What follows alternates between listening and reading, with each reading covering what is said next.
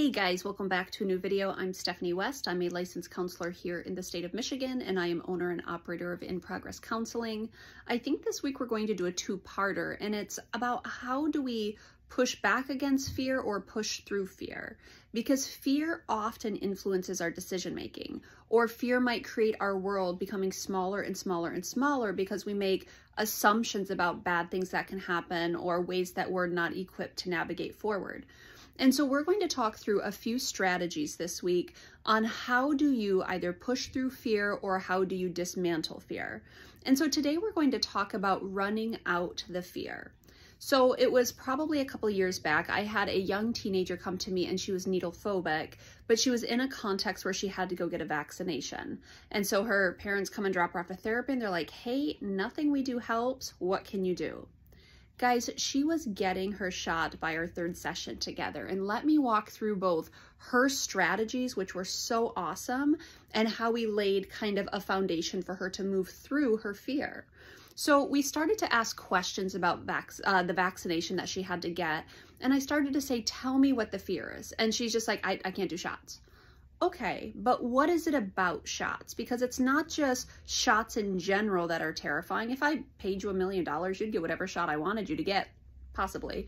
But what is it about the act of a shot that is so off-putting to you? Now, she had some medical trauma in her history, and so she actually had a conditioned response of fear to something that had gone on in her history.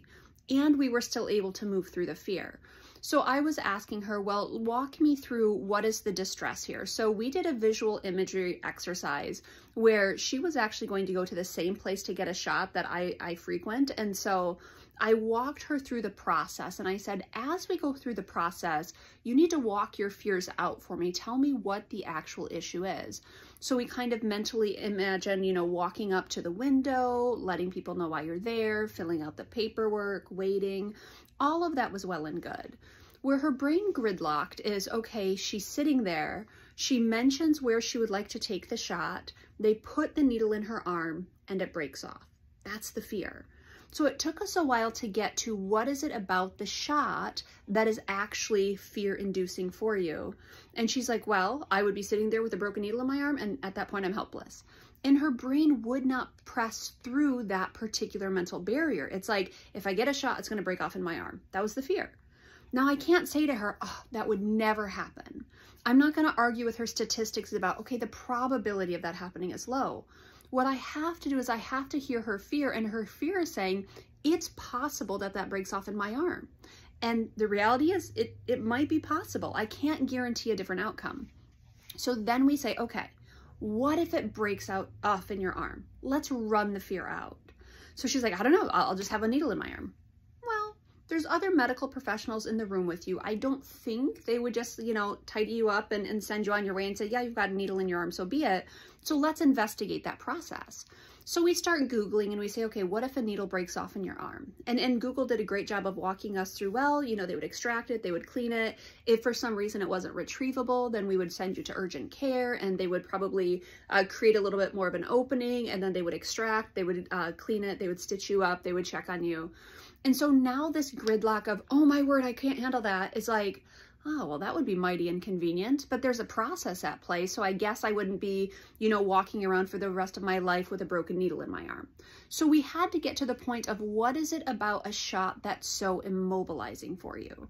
And when we got to the point where her brain gridlocked, we had to investigate, okay, what if that fear actually happens? And we have to run out the fear. And for a lot of people at the front end of therapy, they're like, I can't even fathom, I can't go there, I can't imagine. You kind of have to, because your brain is convincing you that there is no way you would survive if X, Y, or Z happened. And to lean into the discomfort is the way we disprove our brain, first in visual imagery and in theory, and then in application later on. But you have to coax your brain to go there. And so for some, that's so, agitating. And so we work on de-escalation strategies together as we mentally imagine. What my client did after we set the framework up, for the next week, every time she went to bed, before she fell asleep, she visualized the whole process, including what if the needle breaks. She visualized and walked herself through the whole process and calmed herself down. She did it the next night, calmed herself down, did it the next night, calmed herself down. Now, I don't want to pretend that she walked boldly in and she's like, I'm ready for a shot. Shots are amazing. But what she did do is she said, Mom, I want to bring a friend with me, but I think I'm ready. And it was less than 3 weeks from where we started to challenge the fear to where we invited her into actually going and facing the fear. And she handled it like a boss, which was so cool. And this is an early teenager. But what we had to do is we had to get her brain out of the gridlock, which means we had to put language to, where are you getting hung up? What is the ultimate fear there? And might you actually be resourced to deal with it, even if the worst case thing happens?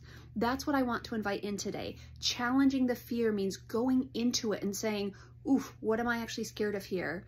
And if it did happen, what would I do then?